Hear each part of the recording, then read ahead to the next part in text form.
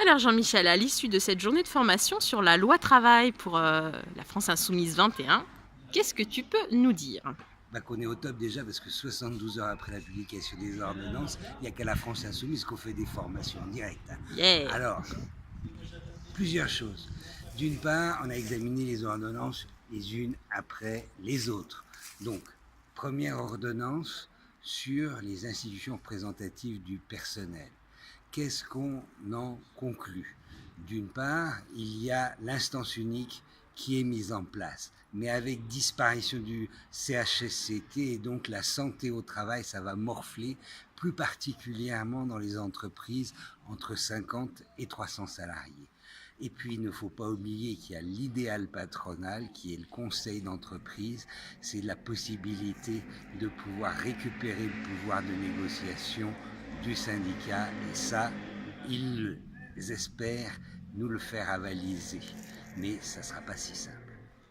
Première chose. Deuxième chose, pour l'ordonnance qui concerne tout ce qui est le code du travail proprement dit. Là, on est dans la poursuite et dans l'élargissement de la loi El Khomri, avec des choses effectivement importantes sur le fait qu'il y a des domaines pour la branche qui sont vraiment de plus en plus réduits, et puis surtout que tout va se jouer dans les accords d'entreprise et qu'à un moment donné, c'est essentiel de savoir qui va négocier ces accords. Et on s'est aperçu que là, c'était pas la même chose selon les entreprises.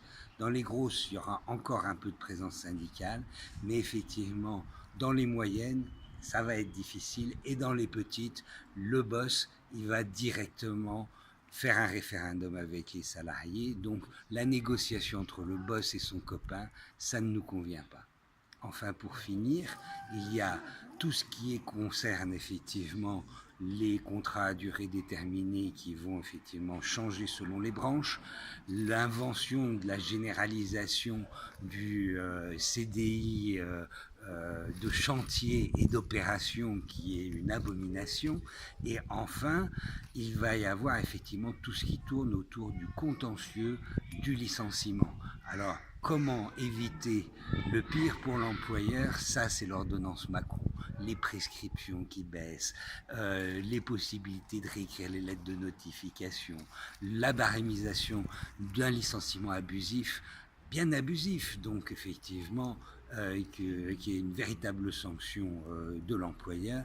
Et bien tout ça, c'est dans l'ordonnance Macron numéro 3. Donc 1, 2, 3, c'est les 3 premières ordonnances Macron que nous avons étudiées, et il y a du lourd et on ne va pas se laisser faire. Donc on vous dit rendez-vous le 23 septembre Le 23 et le 12, et le 12 puisqu'il y a septembre. également une manif syndicale le 12, mais le 23 à Paris, bien sûr, de Dijon et d'ailleurs, nous vous retrouverons. Résistance!